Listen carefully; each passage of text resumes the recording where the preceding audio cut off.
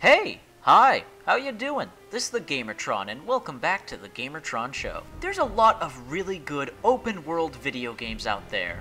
The Saints Row games, the Far Cry games, the Prototype games, Watch Dogs, Red Faction Guerrilla, Sleeping Dogs, Middle-earth Shadow of Mordor, the Just Cause games, the Fallout games, the Elder Scrolls games, the Darksiders games. Darksiders is open world, Borderlands 1 and 2. I mean, wow. Just wow. There's a lot of really good open world video games out there.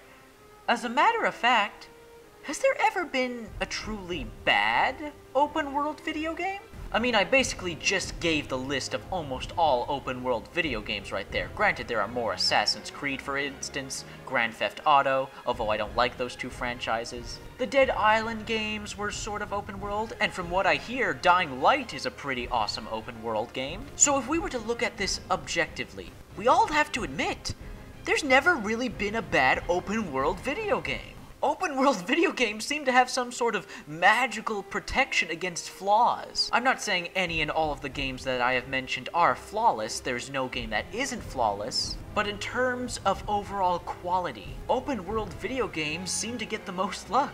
Want to make a good video game that is sell well and gets good reviews? Make it an open world video game, apparently. I mean, honestly, think about it. Has there ever truly been a bad open world video game? There seems to be a formula when it comes to open world video games. Open world video games just seem to have that right amount of quality and content. Also, when it comes to open world video games, you're usually, almost always, getting your money's worth. I mean, you have an open world to explore. There's almost always. Okay, there's always. When it comes to an open world video game, there are always collectibles. And then you have side quests and bonus missions. Of course, the main story campaign. Some of these open world video games happen to have New Game Plus, and even some video games after you beat them, you can still continue playing and free roam throughout the open world. I mean, open world video games seem to got it in the bag. I mean, how do you beat that formula?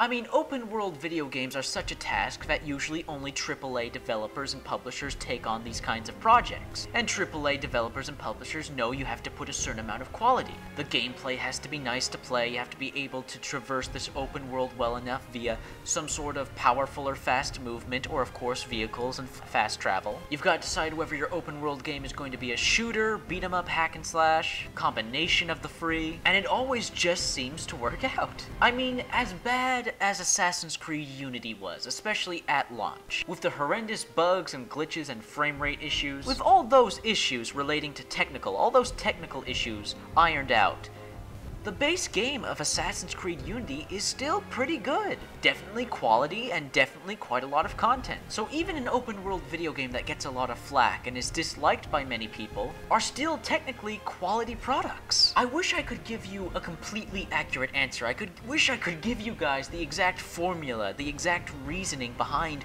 why open world video games somehow are on top. On top of the ratings, on top of quality control, on top of content.